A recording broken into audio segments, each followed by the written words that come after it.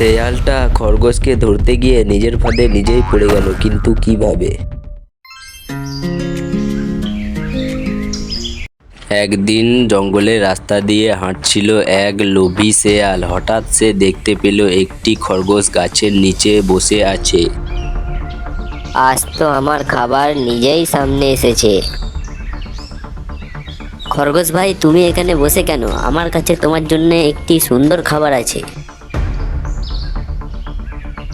সত্যি তুমি আমাকে খাবার দেবে? হ্যাঁ, আমার সঙ্গে চলো, তোমাকে অনেক মজার খাবার খাওয়াবো। কিন্তু শেয়াল ভাই, তুমি তো আমাকে কখনোই খাবার দাওনি, তাহলে আজ হঠাৎ এত ভালো হচ্ছ কেন?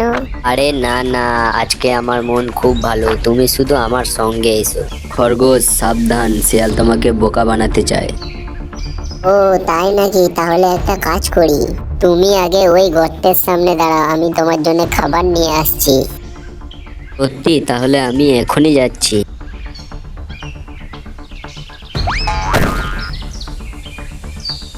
আমি তো ফাঁদে পড়ে গেলাম। যে অন্যকে ঠকায় সে নিজেও একদিন বিপদে পড়ে যায়। তাই কখনো বেশি লোভ করা উচিত নয়।